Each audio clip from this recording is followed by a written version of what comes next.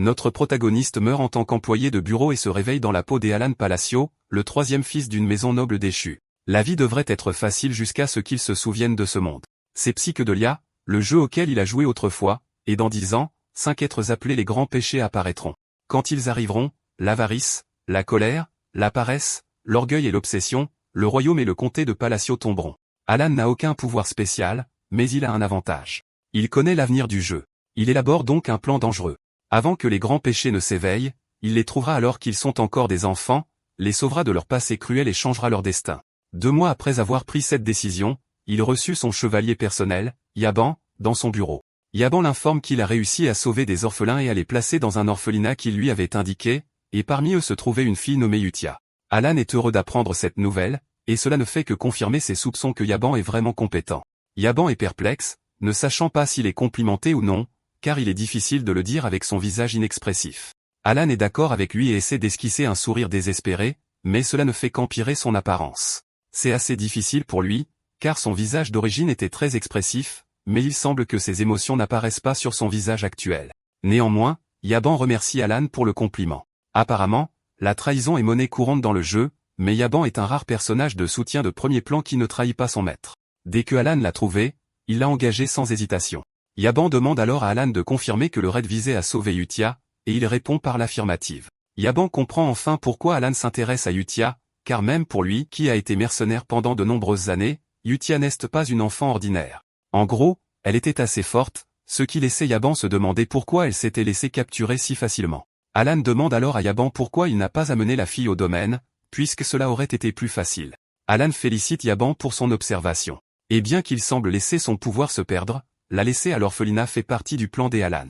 Yutia Bludia est un membre de la tribu du sang grotesque qui tire son pouvoir d'un contrat avec un être indescriptible d'une autre dimension. Yutia a grandi pour devenir plus tard le péché de la colère parmi les 5 grands péchés. On lui a donné un titre qui la faisait passer pour un monstre ne méritant que la mort. C'était un monstre qui a causé des centaines de morts, mais si elle parvient à grandir paisiblement, elle ne participera pas à la destruction.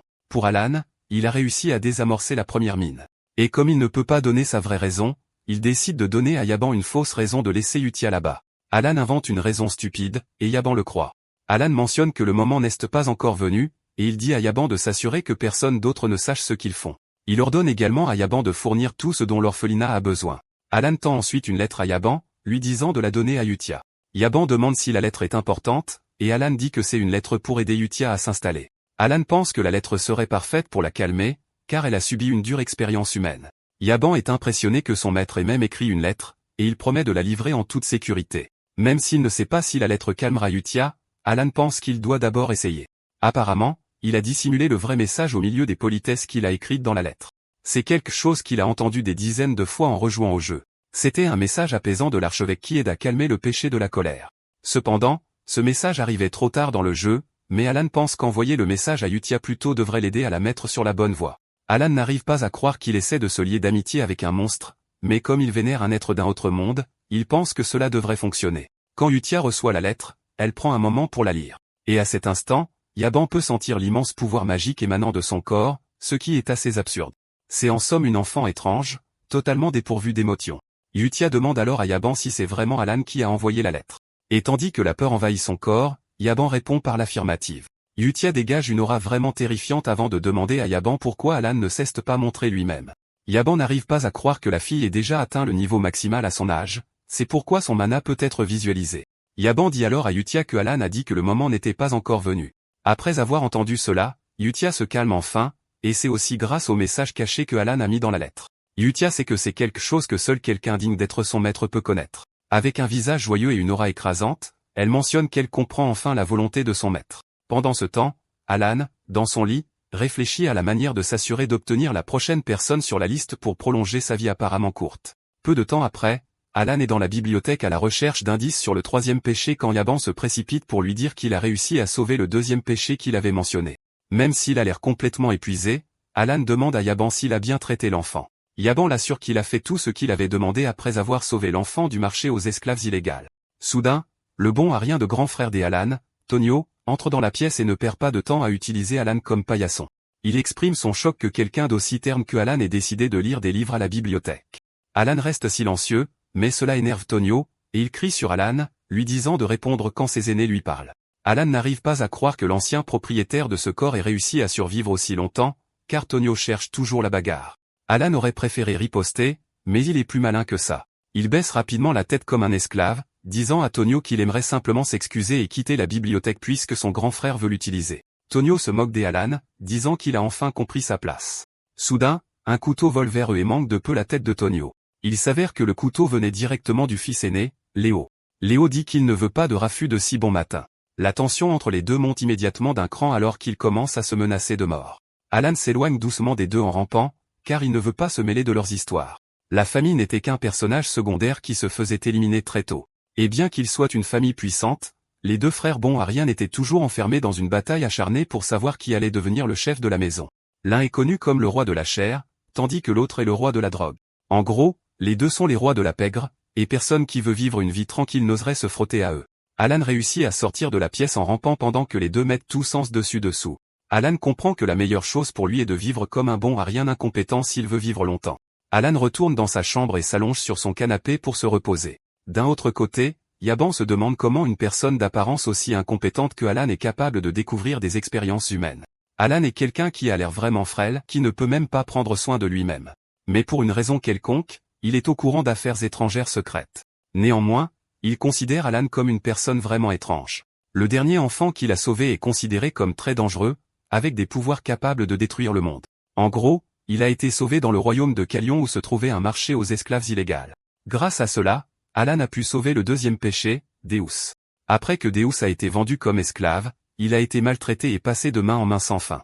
À cause de cela, il a fini par devenir le péché de la paresse, l'un des 5 grands péchés. Après que Deus a perdu la raison, il a anéanti des royaumes de la manière la plus horrible qu'on puisse imaginer. Même la plupart des joueurs étaient traumatisés par la cruauté avec laquelle Deus éliminait ses ennemis. En raison de sa dangerosité, Alan a dit à Yaban de le traiter avec douceur. Yaban demande alors à Alan si la lettre qu'il a envoyée à Utia concerne le deuxième enfant, et Alan le confirme. En plus du message important de la lettre récente, il y a également ajouté des informations cruciales supplémentaires. Alan avait dit à Utia de prendre soin de l'enfant car il était fragile. Et exactement comme son maître l'avait ordonné, Utia a fait ce qu'il fallait. Elle s'approche de Deus pour l'aider à sortir de sa situation mentale désespérée tout en lui disant qu'il a été choisi par une grande personne. Utia a dit à Deus qu'il obtiendrait sa vengeance contre ceux qui lui ont fait du tort s'il pouvait servir Alan avec la plus grande loyauté. Avec l'aide de Utia, Deus est capable de déchaîner son pouvoir mais aussi de le garder sous contrôle. Alan, de son côté, panique car il ne sait pas où se trouve le troisième boss. Soudain, Yaban entre dans la pièce pour annoncer à Alan que le deuxième fils, Tonio, est mort. Cela choque sincèrement Alan car Tonio ne devrait pas encore être mort. En un rien de temps, des funérailles sont organisées pour Tonio, et même dans le hall, leur père est vu s'amusant avec des filles comme s'il n'était pas dérangé par la mort de son fils. D'un autre côté, il trouve vraiment suspect que Tonio soit mort d'une chute accidentelle car cela ne s'est pas passé comme ça dans le jeu. Dans le jeu, Léo a lutté avant de pouvoir finalement tuer Tonio. Cependant, les choses sont différentes car Alan peut clairement voir Léo rire au-dessus du cadavre de Tonio. Néanmoins, Alan croit que la seule chose qu'il doit faire est de s'assurer de rassembler les 5 grands péchés. Un an plus tard, tout à la maison semble plus stable que jamais puisqu'il n'y a pas de problème de succession, et Léo a également repris le trafic de drogue de son frère. Pendant cette année, Alan est devenu en quelque sorte le correspondant de Utia. Il s'envoie constamment des lettres. Et parce que tout va si bien, l'orphelinat continue de recevoir une longue liste de dons. Yaban dit alors à Alan qu'il a trouvé un indice concernant ce qu'il cherche. Alan est heureux d'entendre cela car cela signifie essentiellement un ancien document sur le troisième boss. Alan est heureux d'avoir enfin trouvé le troisième boss. Pour Alan, c'est une soirée paisible, mais on ne peut pas en dire autant sur un certain site de distribution de drogue. 2 officiers de haut rang sous les ordres de Léo arrivent à l'entrepôt et trouvent des dizaines de leurs membres baignant dans leur propre sang. Ceux qui sont encore en vie commencent à se suicider comme s'ils avaient perdu le contrôle de leur corps. Ils s'enfoncent des couteaux dans la gorge de la manière la plus horrible qui soit. Les 2 officiers se retrouvent bientôt à partager le même sort que leurs homologues. Il s'avère que la personne derrière tout ça est Deus, et il est supervisé par Utia. Après avoir fini d'éliminer les méchants, Deus demande à Utia si leurs actions ont un sens, et Utia l'assure que oui. Utia demande à Deus s'il a pitié des méchants, mais il dit que non puisqu'ils sont ceux qui poussent les gens à se droguer. Il est seulement curieux de savoir ce que cela signifie pour leur plan de vengeance. Utia l'assure alors que cela prépare le terrain pour le retour de leur maître. Et puisqu'il arrive, ils ne peuvent pas permettre que son trône soit en désordre. Deus comprend enfin tout ce que Utia lui a prêché. Et avant de quitter les lieux, il s'assure que l'entrepôt est complètement détruit. Il laisse un symbole de lune bleue sur les lieux, se considérant comme la lune bleue, la lame des Alan. Un an plus tard, tout semble se dérouler sans accroc lorsqu'Yaban vient lui rapporter qu'il a également réussi à sauver le 5e enfant. Le 5e a également été envoyé à l'orphelinat, et Alan ne peut contenir sa joie d'avoir réussi à surmonter sa plus grande inquiétude. En raison de son travail acharné, Alan n'hésite pas à offrir à Yaban les meilleures friandises qu'il puisse trouver. Trouver le 3e péché, l'avarice, a été le plus difficile, mais ils ont réussi grâce à sa connaissance du jeu. Yaban a fait tout ce qu'il a pu pour s'assurer que tout se passe bien à la fin. Alan dit alors à Yaban qu'il est libre de se reposer un moment, car il a beaucoup couru ces derniers temps. Yaban lui demande si la mission de l'orphelinat est terminée, et il répond que oui. Yaban est soulagé d'entendre cela, et il demande à Alan s'il n'est pas heureux, car il n'a pas l'air. Mais Alan l'assure qu'il l'est. En fait, il prétend qu'il sourit en ce moment même si son visage dit le contraire. Yaban n'a d'autre choix que de croire ce que Alan a affirmé. Alan s'allonge sur le sol, soulagé que tout se déroule comme il le souhaite. Parce que les enfants ne sont devenus mauvais qu'à cause de leur passé maléfique, il s'est donné pour mission de tous les sauver, et il ne pensait pas qu'il y parviendrait avant. Alan demande alors à Yaban des nouvelles de l'orphelinat, et Yaban lui présente une lettre. Yaban l'assure que tout se déroule sans problème, comme prévu. Apparemment, les enfants étaient initialement comme des poupées cassées, mais ils ont réussi à s'épanouir. Alan est soulagé d'entendre cela, car il n'y aura aucune raison pour eux d'engager des gardiens. Alan est fier de Yutia car il ne s'attendait pas à ce qu'elle puisse gérer la pression de s'occuper des enfants. Alan soupçonne que c'est facile pour elle en raison de son histoire personnelle, qui est liée à l'orphelinat. Alan dit alors à Yaban qu'avec tout ce qu'il a vu, Yutia est une bonne enfant. D'après la lettre qu'elle a envoyée, elle assure à Alan qu'il n'a rien à craindre car tout a été réglé. Alan mentionne à quel point il est fier de voir les enfants grandir correctement. Comme les 5 grandissent très bien, Alan en conclut que l'environnement joue aussi un rôle énorme. Yaban demande alors à Alan quand il prévoit de rencontrer les enfants puisqu'il a dit qu'il y aurait un moment pour ça. Au fond de lui, Alan n'a aucune intention de rencontrer les enfants en personne. Il sait qu'il serait bon de les rencontrer en personne pour qu'ils puissent se rapprocher, mais il est terrifié par leur personnalité qu'il a vue en jouant au jeu. Néanmoins, il pense que ça devrait aller puisqu'il les a sauvés avant le réveil. Alan ment alors à Yaban, lui disant qu'il pourrait essayer de rencontrer les enfants plus tard. Maintenant qu'il a réussi le sauvetage, Alan pense que la prochaine chose sur sa liste est d'apprendre quelques techniques d'autodéfense. Comme la magie requiert du talent, Alan a exactement ce qu'il faut pour l'apprendre. Yaban demande alors à Alan s'il a entendu parler de la Lune Bleue. Alan répond que non, et Yaban explique qu'il s'agit d'un groupe qui a récemment gagné en popularité en traquant les organisations criminelles. Comme ça ressemble à un nettoyage de la racaille, Alan ne voit pas pourquoi ce serait un problème. Comme la Lune Bleue ne fait pas partie de l'histoire du jeu que Alan connaît, il pense qu'elle disparaîtra en un rien de temps. Yaban lâche alors la bombe, en disant que le groupe a tué des nobles, c'est pourquoi il pensait que Alan pourrait les connaître. En entendant cela, Alan dit à Yaban de commencer à dormir dans la chambre à côté de la sienne. Pendant ce temps, la chef de la Lune Bleue, Yutia, demande à ses membres le rapport de la semaine. Siolan, le péché de l'orgueil, rapporte qu'elle s'est occupée des chefs des marchands d'esclaves. Avant de les éliminer, elle a promis de les laisser vivre s'ils pouvaient deviner la couleur de ses yeux, mais pour des raisons évidentes, ils n'ont pas pu, ce qui l'a finalement conduit à tous les tuer. Le péché de l'avarice, Rin, mentionne ensuite que tous les corps ont été enterrés proprement. Et pour les expériences illégales, Radan, le péché de l'obsession, s'est occupé de tout. Yutia est heureuse d'entendre cela, car tout semble se dérouler exactement comme elle le souhaite. Elle les félicite tous, disant qu'ils existent tous pour la gloire de la Lune Bleue. Juste à ce moment-là, Radan mentionne qu'il y a un petit problème. Le chef des Avalons, l'organisation qu'il cible, est dirigée par Léo, le fils aîné du comte. Apparemment, Radan a découvert un document dangereux lorsqu'il anéantissait la base des Avalons dans le sud. En gros, Léo prévoit d'éliminer Alan après la mort de leur père. Quand Yutia voit cela, la rage l'envahit. 2 ans plus tard, le comte Palacio, qui était malade, meurt. Le rapport officiel mentionne qu'il est mort d'un arrêt cardiaque, mais étant donné ses antécédents de toxicomanie, il est évident de savoir ce qui l'a tué. Pendant les funérailles, Léo apprend que la Lune Bleue a de nouveau frappé ses affaires. Alan entend son frère et ses hommes parler de la Lune Bleue et se rend compte qu'ils ont enfin commencé à prendre l'organisation au sérieux. L'enterrement du comte, sans aucun pleureur, s'est terminé très discrètement en un instant. Après l'enterrement, Yaban demande à Alan quel est son prochain plan. Yaban lui rappelle que l'année prochaine, Léo héritera du titre. Étonnamment, Alan dit à Yaban qu'il quitte le domaine. Cela choque Yaban, et Alan mentionne qu'ils vont au sud, dans un village isolé appelé Rodmill. C'est un village isolé dans le territoire sud du comté de Palacio.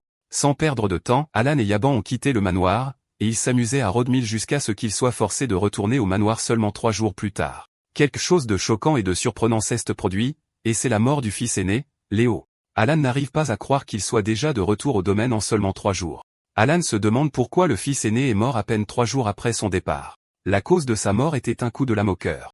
Cependant, la question de savoir qui l'a tué reste sans réponse. Plus tard, Alan demande à Yaban s'il a trouvé quelque chose d'inhabituel, et il répond que oui. Juste à ce moment-là, Yaban demande à Alan si c'est lui qui a anéanti Avalon en une nuit. Cette question choque Alan, et il réalise enfin pourquoi les autres nobles et invités présents ont peur de le regarder dans les yeux.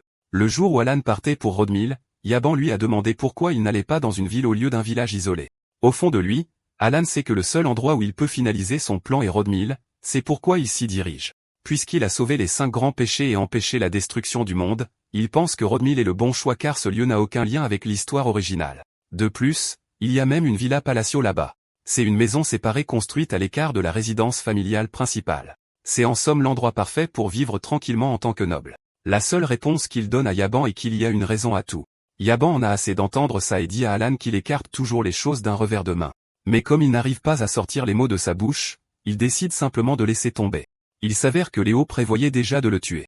Mais comme il part déjà de lui-même, il décide de reporter son plan. Elon s'incline même devant lui comme s'il avait peur avant de partir, et tout cela convainc Léo de le laisser partir.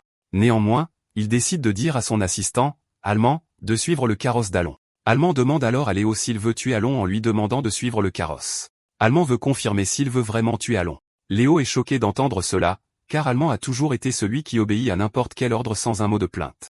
Léo est surpris que Allemand pose des questions. Léo hurle sur Allemand, lui disant que son seul travail est d'obéir aux ordres, mais Allemand lui enfonce soudainement son épée dans la poitrine. Léo est abasourdi, et il demande à Allemand pourquoi il l'a trahi. Allemand sourit, disant à Léo qu'il aime jouer à des jeux. Allemand mentionne qu'il a joué le jeu depuis le début, et il s'avère qu'il n'est pas vraiment Allemand mais Radan, le péché de l'obsession.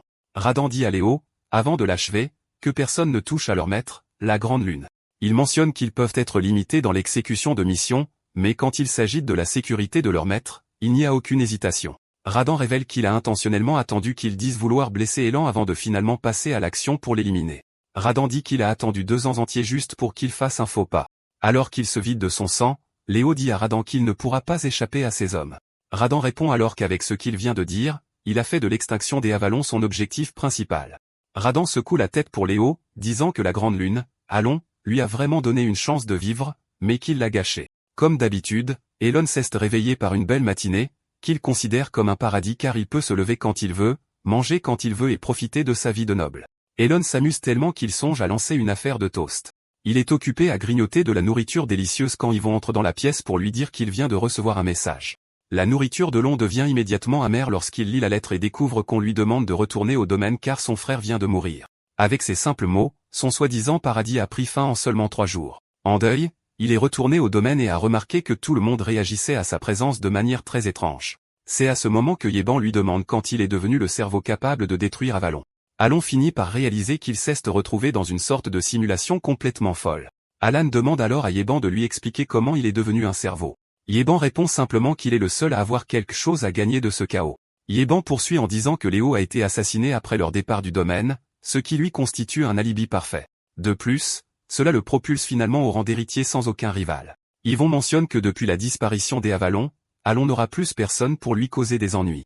Avec tous ces éléments réunis, Yvon dit que Allon est devenu le cerveau du comté. Yeban se vante aussi, disant qu'il est un maître épéiste, et qu'il est sous les ordres des Elons. Allon est complètement déconcerté par tout cela, ce qui le pousse à demander à Yeban s'il s'amuse, car il semble danser de joie. Allon s'assoit pour réfléchir à tout ce qui s'est passé. Se creusant la tête, il ne pense pas qu'il existe une organisation assez forte pour faire tomber Avalon en une seule nuit. Soudain, il se souvient que Yeban lui a dit un jour qu'il existe une organisation qui en chasse d'autres. Elon pense que les coupables pourraient être la Lune Bleue. Yeban dit alors à Alan que d'après les informations qu'il a obtenues de la guilde, rien n'indique que la Lune Bleue soit impliquée. En gros, l'organisation de la Lune Bleue ne laisse jamais de corps, mais elle laisse une marque. Les membres des Avalons, en revanche, ont été tués à l'épée. Allon comprend enfin pourquoi ils l'ont désigné comme le cerveau, parce qu'il a un assistant qui manie l'épée. Comme la Lune Bleue n'est pas apparue avant l'histoire principale et que rien n'indique qu'ils sont les coupables, Allon commence à se demander de qui il pourrait s'agir. Plus tard, lors de leurs réunions habituelles, Yutia demande à ses collègues s'il y a des traces de leur implication dans ce qui s'est passé, mais il lui assure qu'il n'y en a aucune. La seule chose qu'ils ont laissée derrière eux, ce sont des piles de cadavres, et ils ont tout fait comme Yutia le voulait. Yutia sourit car son plan a parfaitement fonctionné. Cela a essentiellement mis fin à Avalon, la puissante organisation qui tenait autrefois le royaume d'Eistéria en otage. Il n'a fallu que 5 jours à Yutia et ses collègues pour anéantir Avalon.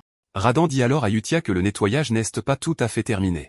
Yutia lui demande ce qu'il veut dire par là, et il explique qu'il a trouvé d'autres nobles liés à Avalon. Apparemment, le duché des Altea semble être le principal coupable dans toute cette affaire. Sans réfléchir, Yutia dit au groupe qu'ils doivent éliminer la menace en silence. Yutia interroge ensuite ses amis sur la guilde d'information, et il lui assure que la guilde n'a rien qui les relie à cette annihilation. En gros, toutes les autres guildes partagent le même point de vue que la guilde d'information, car elle qualifie tout cela d'enfait créé par le maître épéiste. Ryan demande alors à Yutia s'ils doivent maintenir la surveillance, et elle leur dit de le faire. Yutia leur explique à quel point il est important que leur maître ne découvre rien de ce qui se passe. Deus mentionne que Léo, le frère d'Alon, a été le premier à le prendre pour cible.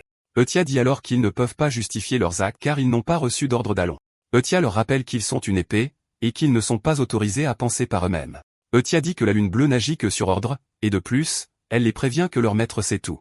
Gardant cela à l'esprit, elle les exhorte à toujours être à la hauteur des exigences de leur maître et à ne jamais le décevoir. Deus est surpris que Yudia, qui est d'une puissance écrasante, ait peur que Alon découvre leurs exploits.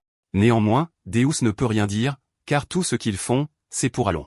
Un mois plus tard, Alon se retrouve submergé de corvées. Ce n'est pas le genre de vie qu'il avait imaginé pour lui-même, mais la vie qu'il a choisie.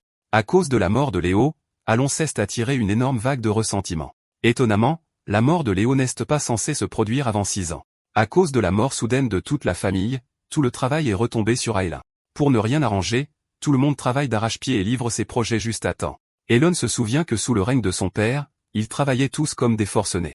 À son insu, les serviteurs et les ouvriers travaillent très dur pour s'assurer de ne pas s'attirer ses foudres et finir dans un fossé quelque part. Elon aimerait que les serviteurs règlent simplement les choses entre eux sans l'impliquer. Plus tard, Yiban félicite Alon pour avoir atteint le 2e niveau de sa pratique magique en l'espace de 2 ans. Yiban dit à Alon qu'il possède un talent incroyable, car il faut généralement environ 4 ans d'entraînement pour atteindre le 2e niveau.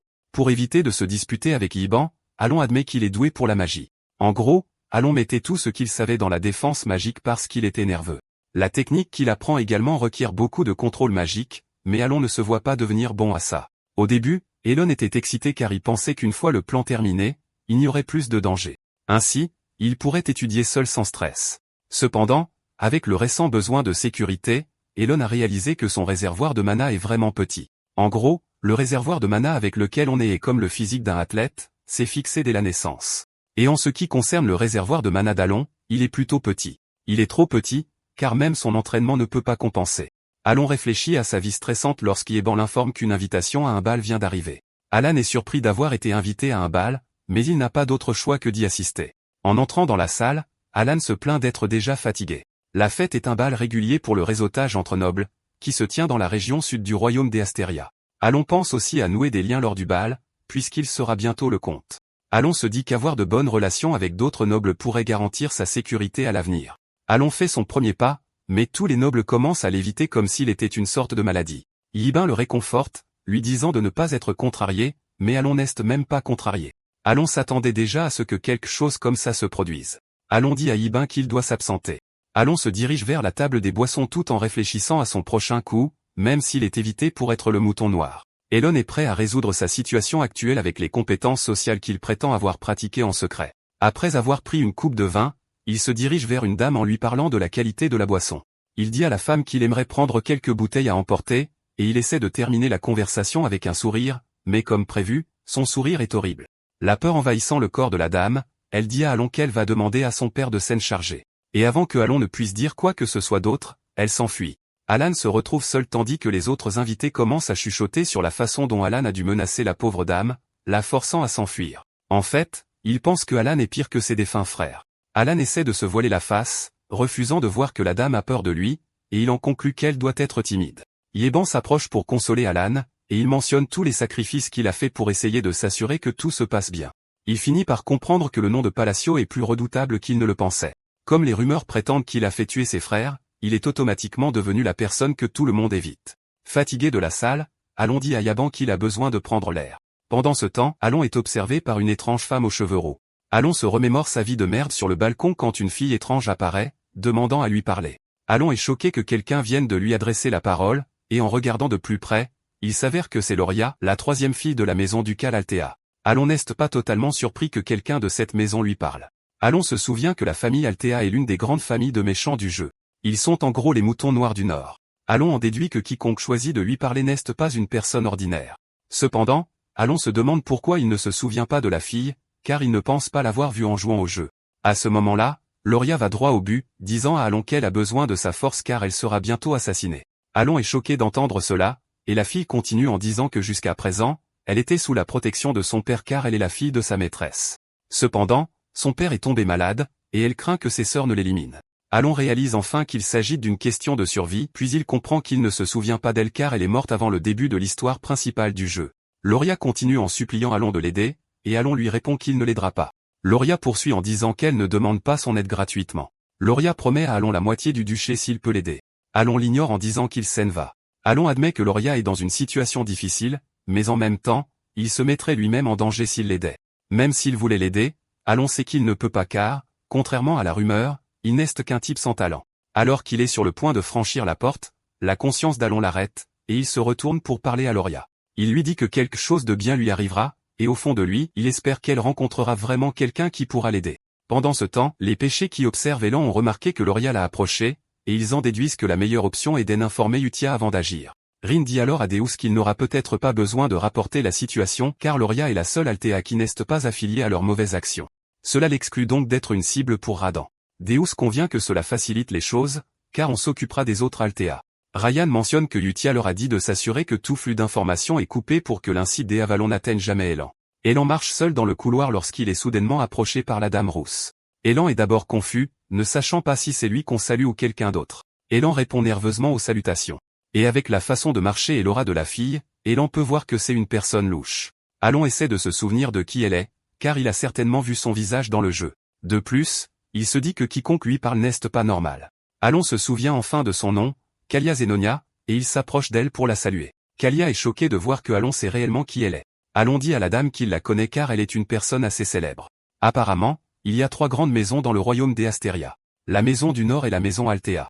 La maison de l'Est est la maison Palacio, et à l'Ouest se trouvent les dégénérés de Zanonia. Il s'avère que Kalia est la fille aînée du comte Zanonia. Si les Palacios sont considérés comme un gang, les Zanonia sont un syndicat de style corporatif plus raffiné. Même s'il a besoin de relations nobles pour vivre une vie paisible, Alon craint de ne pas devoir s'impliquer avec les Zanonia. Alon poursuit son compliment en disant à Kalia qu'elle est célèbre parce qu'elle est belle, et Kalia le remercie pour le compliment. Kalia dit qu'elle aimerait parler davantage, et Alon accepte, mais mentionne qu'il y a beaucoup d'yeux qui les observent. Au fond de lui, Alon veut juste que la dame le laisse tranquille. Kalia sourit en disant que Alon est tel que la rumeur le décrit, mais elle lui fait savoir qu'elle aimerait le revoir. Alon est surpris par cela, se demandant ce que la dame voulait dire par là. Pendant ce temps, Deus et Ryan surveillent toujours la situation, et il semble que quelque chose de plus préoccupant soit apparu. Deus dit à Rena qu'il y a un type bizarre qui suit Elan. Comme il n'y a pas d'ordre direct à ce sujet, Rin suggère qu'il observe, mais qu'il passe à l'élimination si nécessaire. Plus tard, Alan et Yeban se dirigent vers un canyon que Alan aurait cherché. Yeban est sceptique à propos de tout cela, et il essaie de dire à Alan que l'intérieur du canyon est sombre même en plein jour. Alan, de son côté, se réjouit d'avoir enfin trouvé son objectif. Il prie pour être au bon endroit, car il pourrait bien tomber en dépression si ce n'est pas le cas. En entrant, Alon est soulagé de voir que c'est exactement ce qu'il cherchait. En gros, c'était facile à trouver dans le jeu, contrairement à ce qu'il vient de traverser pour connaître son emplacement. Alon est apparemment venu au canyon pour un certain labyrinthe, le labyrinthe des murmures. S'il peut résoudre les énigmes dans 8 chambres, il a une chance de gagner un artefact précieux en récompense. Comme il se souvient encore de toute la soluce, il pense qu'il est temps pour lui de savourer la joie du farm de niveau 1. Elan est époustouflé en se tenant à l'entrée du labyrinthe, car c'est la première fois qu'il le voit en vrai. Yaban mentionne alors que le canyon semble avoir été construit à la main, ce qui l'amène à se demander comment Elon connaît aussi cet endroit. Elon mentionne nonchalamment qu'il vient souvent ici, ce qui choque Yaban. Réalisant que Yvon est déjà en train de trop réfléchir, Alon lui dit qu'il plaisante seulement. En entrant dans le labyrinthe, il rencontre plusieurs monstres suspendus au plafond, attendant qu'il se trompe d'énigmes pour les écraser. Pendant que Yvon panique, Alon reste calme, et cela choque Yvon. Elan se concentre juste sur l'énigme pendant que Yiban se creuse la tête sur la façon dont il a échoué à plusieurs reprises à cerner Elan. Yiban y réfléchit profondément, et il réalise qu'aucune des missions qui l'ont mené n'a jamais été liée l'une à l'autre. De la chute d'une organisation maléfique au sauvetage d'un esclave, en passant par le remboursement de la dette de quelqu'un et l'aide à un orphelin, et bien d'autres. Cela amène Yeban à se demander comment Elon connaît le labyrinthe alors qu'il ne quitte même pas le domaine. À ce moment-là, Elon mentionne qu'il a trouvé la bonne réponse à l'énigme, mais qu'ils doivent attendre que la main géante ait fini son travail. Même si Yeban est curieux à propos de Lon, il sait que quelque chose de bien ressort toujours de chaque mission qu'il entreprenne. La porte commence à s'ouvrir, laissant Yeban se demander ce que Elon prépare encore exactement. Quand la porte s'ouvre enfin, ils sont accueillis par d'innombrables trésors dans la grande salle. Au loin se trouve un gantelet avec des bagues. Apparemment, la seule mission des Yvon est la bague noire sur l'un des doigts. Yiban est surpris de voir que c'est leur seul objectif car elle semble totalement inutile. Alan récupère la bague et se rend compte qu'elle est trop grande pour sa main, mais il la prend quand même. Il dit à Yiban de laisser tomber les trésors qu'il a ramassés car ils ne leur apporteraient que des ennuis. Alors qu'il quitte le labyrinthe, Alon assure à Yiban qu'il n'y a rien de dangereux sur le chemin du retour. Alon est reconnaissant pour la soluce car elle lui a facilité les choses. Un instant plus tard, il rencontre un petit problème. Un groupe de golems de pierre a bloqué le passage, et Yvon réfléchit déjà à la manière de faire sortir Elan de là. À ce moment-là, Elan lui dit qu'il n'a rien à craindre car il va s'occuper des golems. Yvon essaie de dire à Elan que la fuite est leur priorité numéro 1, peu importe ce qu'il prépare. Alan marche vers les golems en levant le doigt qui porte la bague. Yiban craint que Alan ne se fasse tuer, car sa magie de niveau 2 est inutile contre les golems. Une fois assez proche des golems, Alan utilise la bague pour activer l'instruction de contrainte. Le temps s'arrête, et Elon se retrouve dans une dimension vide où le système lui dit qu'il peut promulguer 2 contraintes. Elon se souvient que dans le jeu, sa position actuelle a une fenêtre de sélection. Un visage géant fixe l'abîme, et Alon pense que la récompense pour avoir terminé le labyrinthe est l'instruction de contrainte. Comme son nom l'indique, c'est un artefact de type absorption qui impose des restrictions à l'utilisateur en échange de pouvoir. La voix qui vient de parler à Alon a rendu tout cela très réel. Alon énonce alors sa première contrainte. Après avoir récité le sort, l'être lui demande ce qu'il compte obtenir, et Alon mentionne qu'il aimerait tordre un peu plus les lois du monde. Une fois qu'il a fait sa demande, le système lui accorde sa première contrainte. Et pour sa deuxième contrainte, il suit la même procédure, et le système lui demande ce qu'il cherche à obtenir par là. Alan répond simplement que sa demande reste la même qu'auparavant. L'entité prend une minute avant de répondre à Alan, et Alan craint d'avoir tout gâché. Alan sait que choisir à la fois des sauts et des mots pour la contrainte confère la plus grande puissance d'attaque magique. Pendant qu'il jouait au jeu, il a maîtrisé tous les signes de main et toutes les phrases, ce qui signifie que sa demande est censée être acceptée. À ce moment-là, l'entité accède à sa demande, et la voix lui dit qu'il est considéré comme très important pour s'être souvenu de tout ce qui concerne le dieu oublié. La voix lui dit alors de perpétuer la volonté du dieu oublié, laissant Elon confus. Une fois que l'entité a fini de parler, l'anneau à la main de Elon est absorbé, ce qui est un signe que la contrainte a fonctionné avec succès. À ce moment-là, Elon retourne dans le monde réel alors que Yvon essaie de le mettre à l'abri des golems. Cependant, Elon a recours à son pouvoir magique. Mais même après avoir utilisé tout son mana, la sphère de foudre qu'il a créée reste petite. Comme son propre pouvoir magique est nul, il décide d'essayer le pouvoir de la contrainte en lui payant le prix qu'elle exige. Cela laisse Yvon complètement terrifié. D'un simple mouvement de doigt, Alon envoie la boule de lumière magique au milieu des golems, et au moment où l'attaque les frappe, ils s'effondrent tous en minuscules morceaux. Comme d'habitude, Alan garde ses yeux endormis et désinvolte tandis que Yiban est totalement abasourdi par ce dont il vient d'être témoin. Une fois les golems éliminés, il commence à chercher la sortie de la grotte, et Yiban demande à Alan s'il a caché son véritable pouvoir depuis le début, mais Alan répond que non. Yiban rétorque qu'au cours de ses longues années en tant que mercenaire, il n'a jamais rien vu de tel, mais Alon maintient que ce n'est rien d'autre qu'une magie de second rang. Au fond de lui, Alon panique parce qu'il ne se souvenait pas que la magie était si puissante lorsqu'elle était utilisée dans le jeu.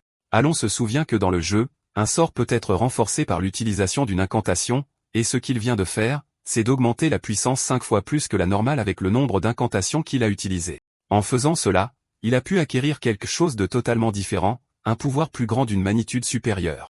Même Alan est surpris de voir à quel point la magie est dévastatrice, bien qu'il s'agisse d'une magie de second rang. Après quelques minutes à se frayer un chemin dans la grotte, ils parviennent enfin à en sortir, et Yiban pousse un soupir de soulagement. Yiban s'assoit paresseusement en se plaignant de la fatigue de sa tâche actuelle par rapport à un vrai combat. Yiban se tourne vers Elan, lui demandant qui a conçu un endroit aussi terrifiant, et c'est à ce moment que Elan réalise que le labyrinthe avait en fait un autre nom qui s'était répandu dans la communauté. Il était connu sous le nom de labyrinthe des murmures, et il a attiré l'attention de tout le monde.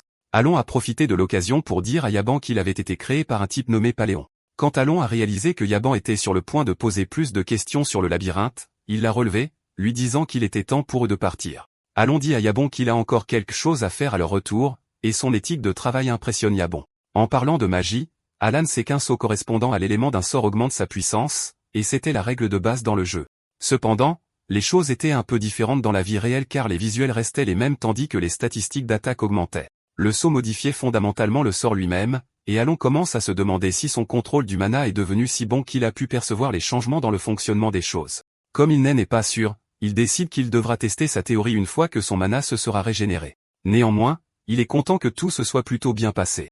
À l'insu des Élans et de Yaban, ils sont observés par l'un des péchés. La fille se dirige vers le labyrinthe pour étudier les inscriptions sur le mur, et elle peut clairement voir à quel point Alon est puissant en apparence. Elle est impressionnée par tout ce qu'elle a vu, car Alon semble tout savoir et même agir en fonction de ce qu'elle sait. Elle est stupéfaite par le fait qu'elle croit que Alan était le type nommé Palahan.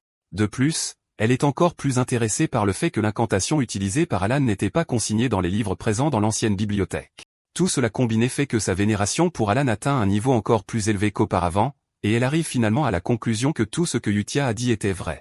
À ce moment-là, Deus l'a rejointe, et elle lui a demandé s'il avait pu obtenir les informations qu'il était allé chercher, mais il a répondu que non, affirmant que sa cible était morte avant qu'il n'obtienne ce dont il avait besoin. Elle est un peu déçue par cela et fait savoir qu'ils devront en référer à Yutia pour plus d'informations. Leur travail dans la région étant terminé, les deux s'envolent comme des sorciers. Pendant ce temps, chez le comte Zenonia, Kalia n'arrête pas de prononcer le nom d'Alon depuis qu'elle l'a rencontré au bal. Apparemment, quelque chose de sinistre se passe dans la demeure du comte. Tout le monde croit que le père de Kalia a le contrôle de tout. Mais à leur insu, il n'est qu'une marionnette pour sa fille. La personne qui dirige réellement la maison n'est autre que Kalia, tandis que son père n'est qu'une façade. Mais sa conversation avec Elan la laisse soupçonner que ce type a tout découvert. Elle y pense encore quand l'un de ses serviteurs accourt vers elle, lui disant qu'elle doit venir immédiatement dans sa chambre. Elle se précipite pour voir son espion gisant mort dans la pièce. Cependant, elle ne voit pas la nécessité de paniquer car le sceau qu'elle avait placé sur lui ne s'est pas activé, ce qui signifie qu'il n'a divulgué aucune information avant sa mort. Néanmoins, Kalia peut voir que le corps a été délibérément placé dans ses appartements. Cela l'inquiète encore plus sur la façon dont elle a été découverte. Pour Kalia, elle croit que Elan est le responsable, et elle suppose que Elan a tout compris pendant leur conversation. À son insu, Elan n'est qu'un type ordinaire qui fait la sieste dans sa caravane, ignorant tout de la politique mondiale. D'un autre côté, Loria rentre chez elle, et elle est très inquiète car sa rencontre avec Alon ne s'est pas déroulée comme prévu. Avec le peu de temps qu'elle a passé avec Alon, elle peut voir qu'il n'est pas quelqu'un dont il faut se faire un ennemi. Et même si Alon est sa dernière bouée de sauvetage, elle comprend qu'il n'accepterait pas un marché qui ne lui serait pas profitable. Loria a été essentiellement dépouillée de tout pouvoir par ses frères et sœurs. Du fils aîné, Tamalian, à la fille aînée, Marianne, la deuxième fille, Philine, et le deuxième fils, Kig. Loria est arrivée au manoir familial en pensant à la façon dont elle avait réussi à survivre grâce à l'influence de son père. Maintenant que son père est parti, elle se demande ce qu'elle est censée faire. Au moment où elle entre dans la maison, deux servantes accourent vers elle, l'air très inquiète, en criant son nom. Les servantes lui annoncent que ses frères et sœurs, Kig et Philine, se sont envoyés dans l'au-delà, et cette nouvelle choque Loria jusqu'à la moelle. Elle ne veut pas croire que des individus impitoyables comme Kig et Philine se seraient volontairement éliminés. Loria interroge alors les servantes sur Tamalian et Marianne, mais elle obtient sa réponse en entrant dans leur chambre pour trouver leurs corps pendus l'un à l'autre. Loria reste en état de choc total en regardant les corps de ses frères et sœurs. Et tandis que tout ce chaos se déroule, on voit l'un des péchés quitter la zone avec un sourire aux lèvres après une mission réussie. Tout le domaine est plongé dans le chaos, car personne ne comprend ce qui se passe. Soudain, Loria se souvient de ce que Elan lui a dit. À la fin de leur rencontre, il lui avait dit que la chance lui sourirait. À cause de cela, Loria arrive immédiatement à la conclusion que Alon est derrière tout ce qui s'est passé. Avec la mort soudaine de ses frères et sœurs, Loria devient soudainement l'unique héritière du duché des Altea. Bien qu'elle soit censée être heureuse ou soulagée, Loria tombe à genoux, terrorisée, car elle croit avoir passé un pacte avec un démon.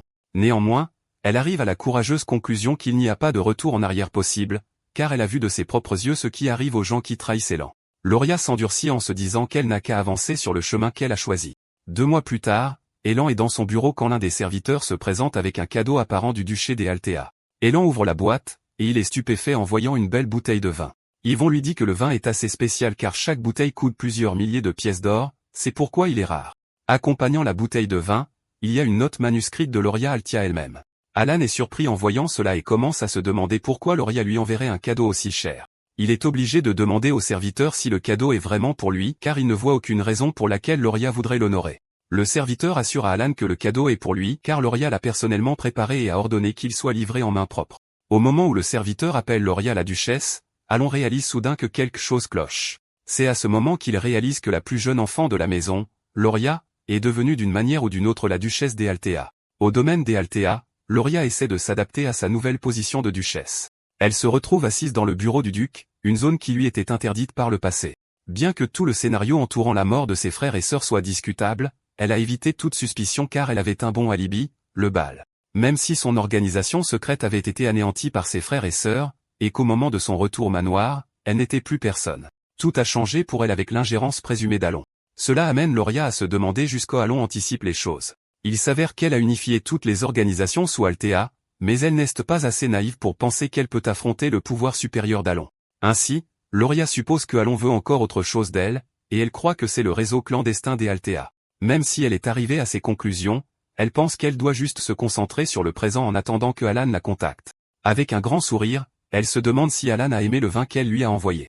De retour au bureau des Alan, il panique car il n'arrive pas à croire que Loria est maintenant la duchesse, alors qu'elle était ciblée il y a quelques mois à peine. Sans qu'on le lui dise, Elan peut voir que quelque chose d'étrange se trame.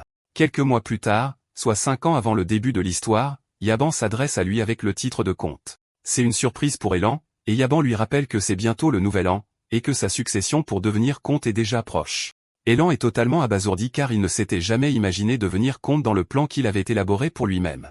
Néanmoins, il ne peut nier le fait qu'il apprécie les avantages qui accompagnent le statut de noble. Yaban lui tend alors une lettre de Yudia, et Elon demande à Yaban s'il a obtenu des informations sur les assassins qui ont envoyé Léo rejoindre leurs ancêtres, mais il répond que non. Cependant, il assure que la guilde des informations travaille toujours dessus. Yaban demande à Alon pourquoi il s'intéresse autant à toute cette enquête, et il exige de savoir si c'est par vengeance. Alon répond alors qu'il veut juste être préparé à toute éventualité. Une fois que Yaban a fini de le taquiner à propos du titre de comte, Alan ouvre la lettre de Yudia, et elle est comme d'habitude. Néanmoins, Alan apprécie les lettres mensuelles car elles apportent une sorte de chaleur à son style de vie froid. Elon sourit comme un père fier le ferait, bien qu'il n'ait jamais vu aucun des enfants auparavant. Elon demande alors à Yeben quel âge auraient les enfants, et il lui fait savoir qu'il approche de l'âge où ils entrent dans la société. En fait, certains des enfants qui sont à l'orphelinat avec eux sont déjà partis plus tôt. Après avoir obtenu cette information cruciale de Yaban, Alan réalise qu'il est peut-être enfin temps de laisser partir les 5. Yaban est surpris que Alan soit prêt à les laisser partir, et Alan lui dit qu'ils sont déjà tous grands, il est donc temps qu'ils pensent à leur avenir. Alan croit que les 5 ont dépassé l'âge où ils se seraient éveillés en tant que péché et qu'ils peuvent enfin s'intégrer dans la société. Apparemment, chaque péché avait une narration révélant sa spécialité. Yutia a le talent de la foi. Deus a le talent de l'escrime. Rin a le talent de la recherche. Siolan a le talent du combat, et Radan est spécial en matière de leadership. Elon est convaincu qu'ils vont briller s'il peut les placer dans les bonnes positions et le bon environnement. Pour cette raison, Elan décide qu'il va donner un cadeau à chacun d'eux, ce qui était son plan depuis le début. Après avoir réglé tout ce dont il a besoin, il leur envoie des lettres individuelles par l'intermédiaire de Yiban. Peu de temps après, Yutia a reçu les lettres et a dit à ses camarades qu'il avait reçu une nouvelle directive de l'échelon supérieur. Elle leur dit que la directive cette fois-ci est spéciale car elle leur a été envoyée individuellement. Les 5 ont reçu les lettres avec joie, et ils commencent à se réjouir comme s'il avait gagné à la loterie. Cependant, avant d'ouvrir les lettres, Yutia suggère qu'ils lisent d'abord les anciennes lettres car les directives d'Alon sont toujours de premier ordre. Les autres sont surpris et impressionnés en entendant cela, car Yutia était la seule à avoir pu lire les lettres auparavant. Yutia croit qu'ils ont tous l'autorisation de lire les lettres maintenant qu'ils ont reçu des directives individuelles. Yutia ouvre l'une des lettres pour qu'ils la voient, et ce ne sont que de simples salutations. Les autres enfants sont confus car cela semble très ordinaire, mais Yutia intervient rapidement, leur disant que Alon leur avait dit depuis le début de déguiser les lettres en conversation normale.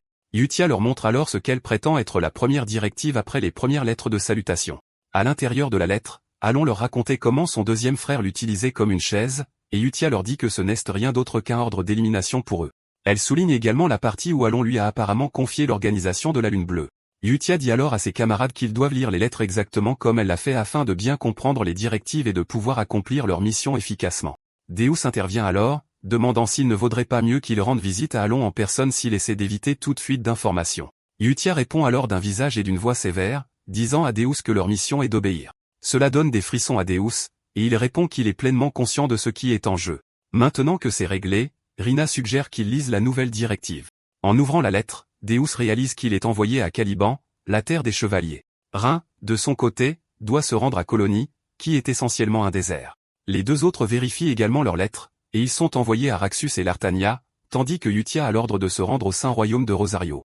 À l'intérieur de la lettre, il y a aussi des instructions sur ce qu'il doit faire. Deus est surpris qu'on lui ait dit de devenir chevalier, car il n'en voit aucune raison. Néanmoins, Elon leur a assuré qu'il continuerait à les parrainer. En plus de cela, Elon a joint l'emplacement d'un cadeau à la lettre. Avant qu'ils ne se séparent, Yutia leur rappelle qu'il est absolument interdit de mentionner la Lune Bleue, à moins que Elon lui-même n'en parle en premier. Chacun d'eux honorant la directive, ils mettent leurs affaires en ordre et partent vers leurs destinations respectives. 3 mois plus tard, Alon fait toujours des recherches sur la magie dans le monde, et il n'a pas trouvé ce qu'il cherche. Comme il est dans une impasse, il décide qu'il doit expérimenter sur lui-même. Alon se souvient alors à nouveau des assassins, et il interroge Yvon à leur sujet. Mais Yvon lui fait savoir qu'il n'y a eu aucun progrès pour l'instant. Au fond de lui, Alan comprend que tout ce qui se passe est le résultat de l'effet papillon de ce qu'il a fait, et que c'est devenu quelque peu incontrôlable. Un exemple clair de cela est Loria. Elle aurait dû mourir, mais elle est soudainement devenue la duchesse des Altia où elle est en train de se constituer un pouvoir terrifiant dans le monde souterrain. Alon dit alors à Yaban qu'il n'est plus nécessaire d'enquêter sur l'assassinat. Yaban est surpris d'entendre cela, mais Alon a compris qu'il vaudrait mieux que toute la situation reste inconnue. Il ne veut pas fouiller dans quoi que ce soit qui sort du cadre de la quête, car il essaie d'éviter des conséquences désastreuses. Il sait pertinemment que les organisations secrètes n'interviennent que si quelque chose leur nuit, et il ne veut pas toucher au nid de frelons. Yaban suit les ordres de son patron et l'assure qu'il n'enquêtera plus, mais il l'informe que Deus a été fait chevalier à Caliban.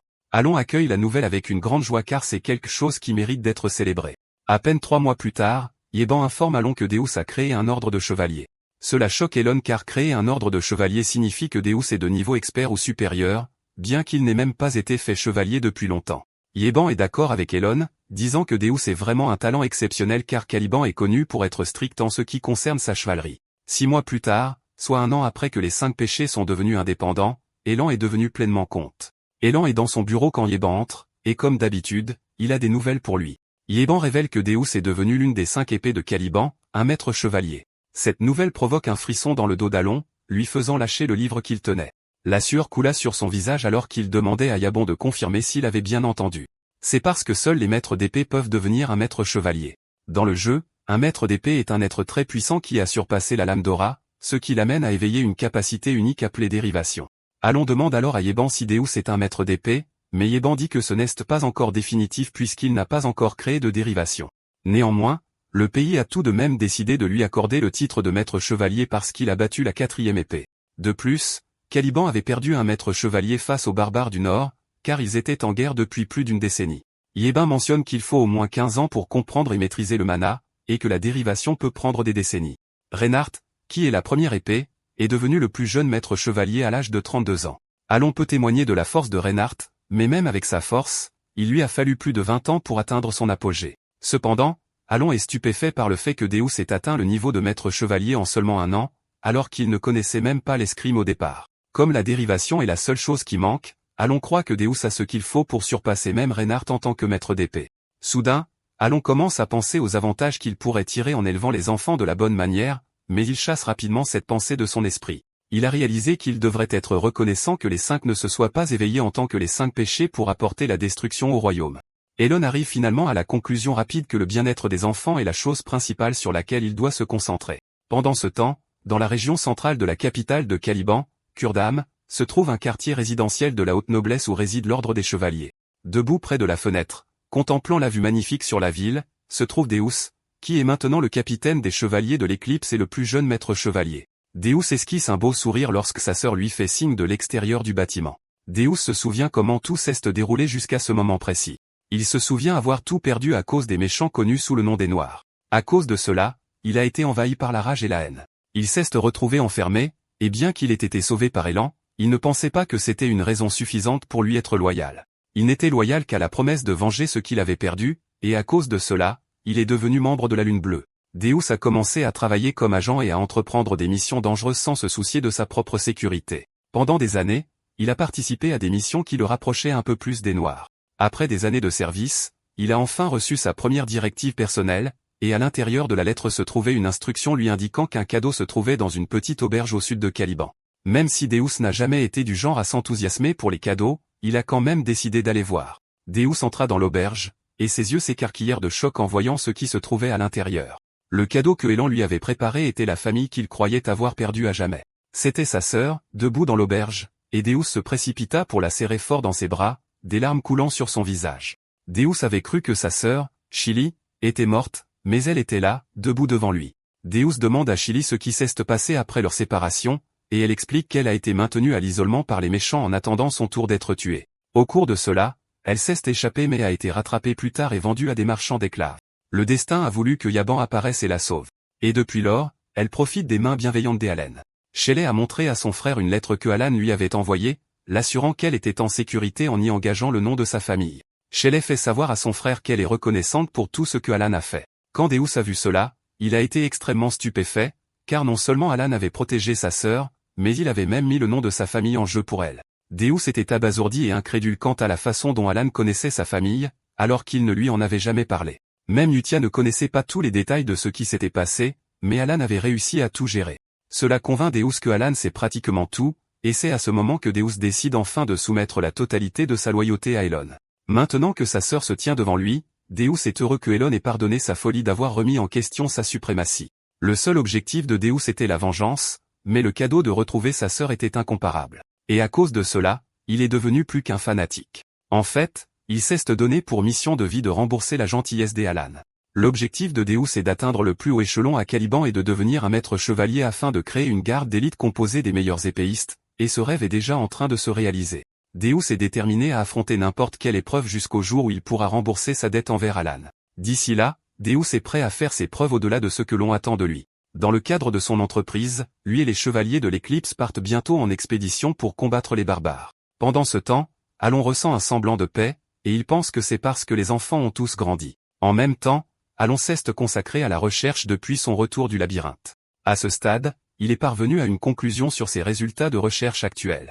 Avec ce qu'il a noté, il comprend que la réfraction améliore l'imperfection d'un sortilège achevé, élargissant ainsi sa zone d'effet. La répulsion, d'autre part, écrase la forme de tout ce qui est tiré, ce qui provoque le transfert du projectile. Tout comme cela, Alon a rassemblé toutes les variables de la magie qu'il étudie.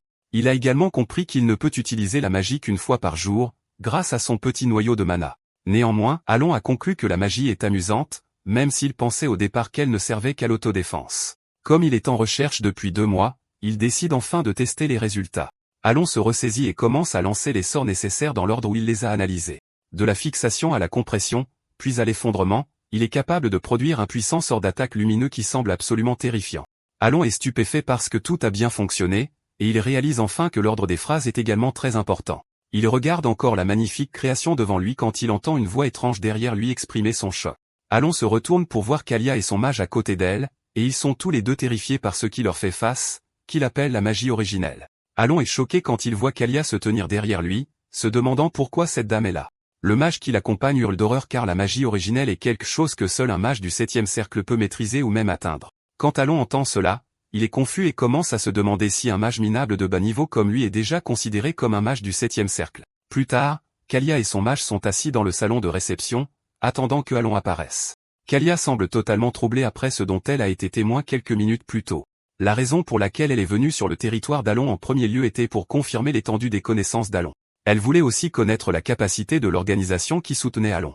Cependant, ce qu'elle et son mage ont trouvé était totalement différent. Kalia n'arrive pas à croire que son mage, Biankel, un mage arrogant de 5e rang, soit réellement terrifié par ce qu'il a vu en observant Alon. Pour mettre les choses en perspective, Bianco a été expulsé de la tour des mages pour des expériences inhumaines, et il est assez puissant pour anéantir des bataillons sans transpirer, mais ce même homme s'effondrait de terreur en présence d'Alon. Kalia se demande si ce qu'elle a vu plus tôt était vraiment de la magie originelle, comme il le soupçonnait. Quelques instants plus tard, Alon entre dans la pièce et leur demande pourquoi ils sont venus à son domaine. Kalia s'excuse rapidement d'être passé sans préavis. Elle s'excuse également de l'avoir croisé alors qu'il s'occupait de ses affaires, affirmant qu'elle ne faisait que le chercher sur le domaine. Alon la calme, lui disant qu'il ne lui tiendra pas rigueur de ce qui s'est passé. Cependant, Alon dit à Biancol et Kalia que la magie qu'ils l'ont vu utiliser n'était pas de la magie originelle. Il leur dit qu'il n'est qu'un mage de 2e rang incapable de maîtriser la magie originelle. Alon se tourne vers Bianco, disant qu'il est presque sûr qu'il a senti que la magie qu'il a utilisée n'a aucune fonction réelle. C'est essentiellement une magie inutile tant en défense qu'en attaque. Avec une voix sévère et une aura écrasante, Elan leur dit qu'ils doivent garder ce qu'ils ont vu pour eux. Biankel l'interrompt rapidement, assurant à Elan qu'il n'a pas bien vu. Kalia est choquée en voyant cela car elle n'arrive pas à croire que quelqu'un d'aussi arrogant que Biankel puisse utiliser des titres honorifiques en parlant à Elan.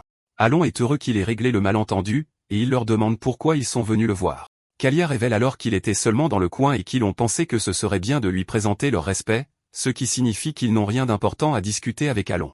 Alon est un peu déçu d'entendre cela, et il leur fait savoir qu'il a beaucoup à faire, donc il n'a pas le loisir de s'asseoir et de plaisanter avec eux. Kalia se lève pour saluer la brève présence d'Alon avec eux et lui dit qu'elle et Biankel vont maintenant prendre congé. Alors qu'il s'apprête à partir, Alon dit à Kalia qu'elle devrait envisager de rendre visite à Loria si elle cherche quelqu'un à qui parler. Alon fait savoir à Kalia qu'il y a une chance qu'elle s'entende bien. Même si Kalia est sceptique, elle assure à Alon qu'elle prendra sa suggestion en considération. Après leur brève discussion, Kalia et Bianco partent. Et alors qu'ils partent, Yébin se tourne vers Alon, demandant pourquoi cette famille de déchets viendrait les voir.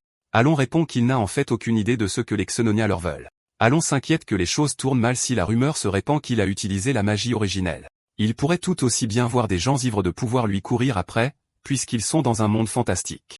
En même temps, Alon ne pense pas que Kalia rendrait visite à Loria car elles sont des rivales féroces dans la pègre. Alors qu'il s'éloigne du domaine à cheval, Kalia se tourne vers Bianchel pour lui demander si la magie d'Alon était vraiment de la magie originelle. Bianchel répond alors que ce n'était pas de la magie originelle. Bianchel explique que la magie originelle est une magie qui impose ses propres lois sur le champ des principes totaux. C'est une chance et un privilège accordé aux archimages suprêmes, mais la magie d'Alon était entièrement différente. Bianco révèle qu'il a activé son œil d'observation et a vu la magie d'Alon. Magie. Le champ de la magie était essentiellement en train d'être déchiré, et Alon tordait les principes. Il faisait s'effondrer les lois, mais était quand même capable de manifester le sort, ce qui est un miracle qui défie toute logique et raison. Avec un visage horrifié, Bianchel révèle que derrière la magie d'Alon se trouvait le pouvoir et l'œuvre d'un grand dieu oublié. Rien que d'y penser, la tête de Bianchel fond, et il dit à Kalia qu'il a un jour reçu des éloges pour avoir poursuivi la connaissance ancienne, connue sous le nom de magie de l'ère oubliée. En raison de ce qu'il sait et de ce qu'il a vu, Bianco dit à Kalia, terrifié, qu'elle ne devrait jamais penser à s'opposer à Alon ou même à s'en faire un ennemi. Après avoir entendu cela, Kalia conclut qu'elle n'a aucune raison de deviner ce que veut Alon et décide que rendre visite à Loria pourrait bien être la meilleure option, puisqu'elle n'est qu'un pion pour Elan. 5 mois plus tard, soit 2 ans après que les enfants aient obtenu leur indépendance, Elan demande à Yeban s'il y a eu des nouvelles des 5. Yeban lui fait savoir qu'il n'y a pas de nouvelles des 5, mais qu'il y a une information importante qu'il doit connaître.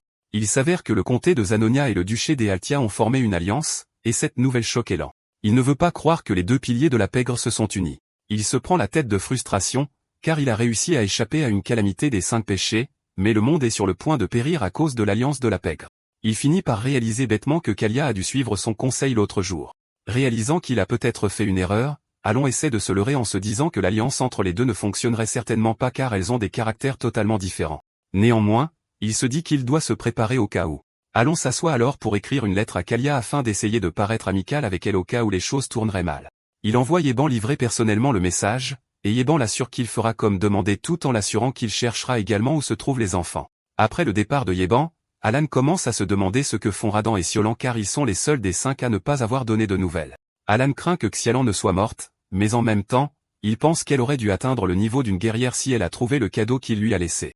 Apparemment, il a laissé une armure, qui est la bête sacrée de la tribu de la crinière d'or.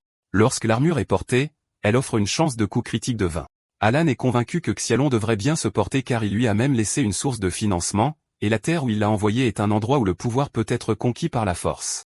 Pendant ce temps, dans la colonie de la nation du désert, Séolon passe en fait les meilleurs moments de sa vie. Elle a trouvé l'armure laissée pour elle en cadeau, et elle en est entièrement reconnaissante. Tout ce qu'elle a entendu quand elle était enfant sur la tribu de la crinière d'or semble être vrai.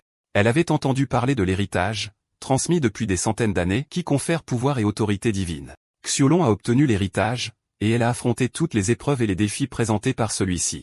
Même si c'était difficile, elle a pu affronter chaque obstacle de front car elle se souvenait avoir été sauvée par la grâce des Alan alors qu'elle n'était qu'un simple sujet de test. En la sauvant, Alan lui a donné le pouvoir de se venger du dragon noir qui a anéanti ses parents. À cause de cela, Xiolon comprend que le souhait d'Alon est qu'elle devienne la plus grande gladiatrice vivante.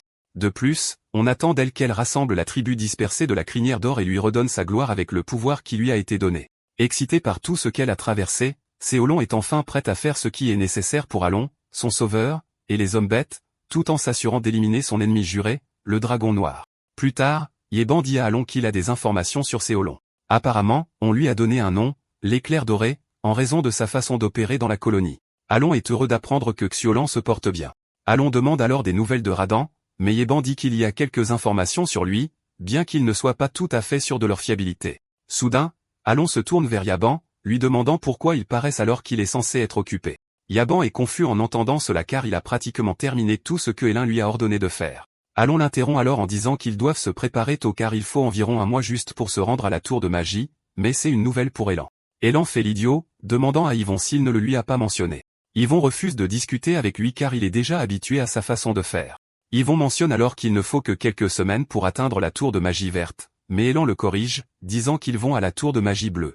Apparemment, la tour de magie bleue est près de la cité du labyrinthe, et comme c'est loin, Yaban décide de commencer à préparer leurs affaires. Elan s'effondre sur le canapé en pensant au voyage épuisant en calèche qu'il s'apprête à entreprendre. Cependant, il n'a pas le choix car l'objet nécessaire pour soutenir son petit noyau de mana se trouve à la tour de magie bleue. Alan peut témoigner que la cité du labyrinthe est remplie de souvenirs car il a beaucoup farmé en jouant au jeu. Apparemment, le labyrinthe au centre de la ville était considéré comme infini, mais plus le joueur s'enfonce, meilleurs sont les objets qu'on peut y trouver. Même si des milliers de joueurs se sont consacrés au labyrinthe, personne n'a jamais atteint la fin. Le chat de groupe était toujours bruyant avec des joueurs se plaignant de leurs tentatives infructueuses pour atteindre la fin du labyrinthe. Tout comme dans le jeu, des reliques et des artefacts sont découverts dans le labyrinthe, c'est pourquoi on trouve des experts en magie certifiés dans la ville. Cela rappelle alors à Elan Rin, qui dit qu'elle passera bientôt l'examen d'expert. Elan est convaincu qu'avec le talent qu'elle a, elle va réussir l'examen assez facilement. En même temps, il craint que le cadeau qu'il a laissé à Rina soit trop modeste puisqu'il ne s'agit que d'une expertise d'équipement. Cependant, il est prêt à fournir plus de soutien si le cadeau est jugé insuffisant. En parlant de la cité du labyrinthe, l'Artania, c'est une ville de mercenaires et d'explorateurs, qui n'est gouvernée par personne. Située dans la ville se trouve une boutique d'expertise secrète appelée Mered. En raison de la qualité des services qu'elle fournit, la plupart des clients de la boutique sont des nobles et des explorateurs de rang A, et parmi ces nobles se trouve le seigneur de la ville lui-même. On le voit dans la boutique en train d'expertiser ce qui semble être un appareil générant des flammes, et la préposée est Rin. Rin porte un appareil étrange sur son visage, et avec cela, elle est capable de dire au seigneur ce qu'il est censé savoir sur l'appareil. Le seigneur est compte de sa contribution comme d'habitude, et il la félicite pour cela. Une fois le seigneur parti, Rin retire l'appareil et regarde autour de la boutique, car elle est maintenant seule. Elle raconte que la boutique est célèbre grâce aux services distinctifs qu'elle offre, ce qui est un cadeau pour Elan. Apparemment, dans la lettre qu'il lui avait envoyée à l'époque, il lui avait dit de devenir experte, mais elle n'a pas compris au début. Elle sait que tout ce qu'ils font est pour se débarrasser des méchants, mais elle n'a jamais vu de raison pour laquelle elle devait devenir experte. C'était sa conviction jusqu'à ce qu'elle trouve le cadeau laissé pour elle par Elan. La relique qui lui a été donnée était connue sous le nom d'œil de la queue, une relique qui identifie rapidement les objets en dessous d'un certain seuil de mana pour aider à l'expertise. Rin a été complètement stupéfaite car ce qu'elle a vu était totalement différent de ce qui apparaissait dans les livres de la bibliothèque. Après avoir levé les sceaux, l'empreinte a pris vie, et elle a réalisé que pour vaincre les méchants, elle devait améliorer la relique. Elle l'a considérée comme une capacité et un moyen d'offrir des sacrifices, et depuis lors, elle travaille sur la relique. Avec le temps qu'elle a passé avec l'appareil, Rin a finalement réalisé que Alan lui avait confié une tâche que seule elle pouvait accomplir, et elle croyait que tout ce qu'elle faisait visait à l'élimination du loup noir. 3 semaines plus tard, Alon et Yaban arrivent à la tour bleue, où ils rencontrent la vice-maîtresse de la tour qui leur annonce que le maître de la tour n'est pas disponible pour le moment. La vice-maîtresse, Pythia Clint, leur dit d'exposer leur affaire et de ficher le camp de la tour. Dès que Alain la voit, il se souvient d'elle dans le jeu. Apparemment, c'est une mage talentueuse qui a atteint le 8e cercle et est même devenue la maîtresse de la tour au début de la vingtaine. Il est connu que la tour de magie possède une grande puissance de combat et monopolise la production de certaines nécessités, ce qui lui confère un statut égal à celui de la noblesse. L'autorité d'une vice-maîtresse qui a dépassé l'humanité est considérée comme divine. Mais même si tout semble effrayant, Alon se présente nonchalamment. Alon dit à Pédia qu'il est là concernant la faille temporelle car il peut la refermer. La faille temporelle est une fissure connectée à un sous-espace inconnu, générée dans des lieux où la magie est fortement utilisée, et elle crée des anomalies qui causent des dégâts massifs. Dès que Alon a exposé son affaire, Pétia a scanné ses capacités avec ses yeux d'observation, et elle a été déçue par ce qu'elle a vu. Elle dit immédiatement à Alon de partir, ce qui le choque. Alon essaie de discuter, mais Pédia s'emporte, disant qu'un tas de gens sont venus lui dire la même chose. Alon refuse de reculer, disant à Pédia de simplement la guider jusqu'à la faille. Pédia reste sur la défensive et suppose que Alon cherche un grand coup pour redorer sa réputation déjà ternie. Pédia se met encore plus en colère et libère une pression de mana qui la rend encore plus effrayante qu'auparavant. Alon se recroqueville de peur, mais il se souvient qu'il est désespéré et ne peut pas abandonner. Alon s'avance et dit à Pédia qu'il cédera toute sa fortune s'il ne parvient pas à refermer la faille temporelle. Pédia pense que Alon raconte encore des bêtises, et Alon lui dit qu'il est prêt à prêter un serment de mana si c'est ce qu'elle veut. Alon souligne que ce n'est pas un mauvais marché pour un tout petit moment de son temps, et après y avoir réfléchi, elle accepte. Pédia emmène alors Alon dans la pièce où se trouve la faille et lui rappelle que toute sa fortune sera à elle s'il ne parvient pas à la refermer. Alon sourit, assurant à Pédia que cela n'arrivera jamais. Au fond d'elle, Pédia se demande si Alon est simplement stupide ou courageux, mais elle est convaincue qu'il est stupide. En parlant de failles temporelles, il n'y a généralement aucune raison de les refermer avant, car elles crachent des artefacts et disparaissent naturellement après 3 mois. À cause de cela, la recherche sur les failles temporelles s'est arrêtée, et aucun mage n'a jamais refermé une manuellement. Mais la tour de magie bleue est aux prises avec la faille temporelle dans leur bâtiment depuis plus de 2 ans. Maintenant debout devant la faille temporelle, Elan prend un moment pour l'observer, et Padilla se moque de lui, suggérant qu'il parte puisqu'il ne peut rien y faire. À ce moment, Padilla remarque que Elan tient sa main, ce qui est une méthode pour utiliser sa main comme médium. Padilla se souvient que d'anciens tomes de magie mentionnent cela, et que ce n'est rien d'autre qu'une légende. Padilla croit que Elon ne fait que s'amuser, et elle se moque de lui disant d'arrêter de jouer. Soudain, tout devient vide, et Padilla réalise que tout a cessé de bouger. Elle active immédiatement son œil d'observation, et c'est à ce moment qu'elle voit la fissure rouge géante se tenant en présence des élans. Et étant la mage talentueuse qu'elle est, elle peut sentir le pouvoir écrasant devant elle. Avant qu'elle ne s'en rende compte, elle se retrouve sous l'influence du pouvoir supérieur qui la regarde dans les yeux. L'être écrasant s'approche d'elle et lui fait connaître sa demande, et alors que la sueur coule sur son visage, elle accepte l'édite demande. Au moment où tout s'éclaircit, la faille cesse de refermer, et Élan se tient à distance, nonchalamment comme il le fait toujours. Dans sa main se trouve également la relique pour laquelle il est venu, et il est satisfait que tout se soit déroulé sans problème et facilement. Il se tourne vers Pédia pour lui dire qu'il va prendre la relique, et au lieu de son habituelle méchanceté, Pédia semble totalement docile. Elle dit à Élan qu'il est libre de faire ce qu'il veut, et elle promet de n'en parler à personne. Élan est confus, et il suppose que son bluff n'a pas fonctionné sur la jeune femme. Élan s'avance alors vers elle, mais elle recule rapidement tout en assurant à Élan qu'elle peut garder un secret. Élan est surpris de voir la dame agir si étrangement, mais il l'ignore et dit à Yeben qu'il est temps pour eux de partir. Soudain, Padilla l'arrête, lui disant qu'elle a une potion de récupération de mana pour lui, et qu'elle l'a personnellement fabriquée. Élan est stupéfait de recevoir une potion fabriquée par la vice-maîtresse de la tour elle-même. Alon est encore en train d'examiner la potion quand Pédia s'approche pour lui demander s'il l'aime. Cela rend Alon encore plus confus car il ne veut pas croire que Pédia fait tout cela parce qu'elle est reconnaissante qu'il ait aidé à refermer la porte. Padilla continue d'agir bizarrement en disant à Élan qu'elle s'assurera de suivre la demande que Élan a faite. En fait, elle est prête à prêter un serment de mana si cela peut convaincre Élan de la croire. Avant que Élan puisse attirer son attention sur le fait qu'elle se méprend, Padilla a activé le processus de serment. Et sous serment, elle jure de tout garder pour elle. Ainsi, Alon a conclu ses affaires à la tour de magie bleue, et il a acquis la relique qu'il voulait avec 5 bouteilles de potions et un serment. Alors qu'il s'éloigne de la tour à cheval, Yeben regarde la relique, qui n'est qu'un bracelet, et il demande à Élan si c'est tout ce pourquoi il est venu. Même si cela ne semble pas grand-chose, Élan assure à Yeben qu'il a vraiment besoin du bracelet. Il est connu comme le sceau de l'impie, et il a une gemme incrustée qui peut absorber et stocker le mana de l'atmosphère. Alon est heureux que l'appareil fonctionne parfaitement. Et bien que l'espace de stockage ne soit pas énorme, c'est plus que suffisant pour compenser son déficit de mana. Alon pense que c'est suffisant pour lui car son objectif est la recherche magique et l'autoconservation, pas le combat. Soudain, il réalise que la façon dont Padilla a agi envers lui avant qu'il ne quitte la tour est assez étrange. Le niveau de respect qu'elle lui a accordé à un moment donné a laissé Alon se demander si Padilla se moquait de lui. Alon se souvient que c'était exactement comme ça quand Kalia l'a vu la dernière fois. Cependant, il ne pense pas avoir à s'inquiéter, car il est convaincu qu'il ne reverra aucune d'entre elles. Pendant ce temps, à Altea, Loria reçoit Kalia. Les deux échangent des politesses sans aucun signe d'animosité entre elles, tout cela grâce à l'influence d'Alon. Kalia est heureuse d'avoir suivi le conseil des Alan et d'être venue voir Loria. C'est au cours de leur conversation qu'elles ont toutes deux réalisé que Alan avait une longueur d'avance sur elle. Néanmoins, il s'agissait essentiellement d'une alliance formée grâce à l'ordre des Alan. Les deux n'avaient d'autre choix que de travailler en tandem, puisqu'elles étaient toutes deux sous les ordres des Alan, et une lutte de pouvoir serait finalement inutile. Loria demande alors à Kalia pourquoi elle est venue lui rendre visite alors que leur conférence prévue n'est que le mois suivant. Kalia révèle alors que Alan a envoyé une lettre concernant sa dernière visite. Kalia montre la lettre à Loria, et dans celle-ci, Alan parle de la dernière visite de Kalia au manoir et de la façon dont les choses se sont déroulées. Il ajoute que quelques autres nobles se sont également plaints à lui à ce sujet. Et à en juger par la lettre, il semble s'agir d'une simple lettre d'excuse, mais les filles croient qu'elle contient un message caché. Puisqu'elles en sont arrivées à cette conclusion, les deux pensent qu'il serait préférable d'en discuter. Les deux ne perdent pas de temps à analyser les nobles du royaume et la faction à laquelle ils appartiennent. Après y avoir longuement réfléchi, les deux arrivent à la même conclusion, Alan n'aime aucun des nobles et leurs factions inutiles. Avec cela en tête, elle suppose que Alan veut tuer tous les nobles. Les deux dames croient que Alan veut débarrasser le royaume des nobles existants et créer un nouveau régime. Les deux, en gros, réfléchissent trop à tout et arrivent à la même conclusion que Alan veut être au sommet.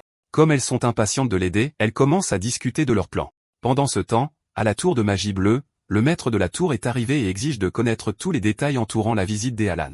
Au même moment, Alan ne s'inquiète que de rentrer rapidement chez lui pour recevoir la lettre mensuelle de Yutia.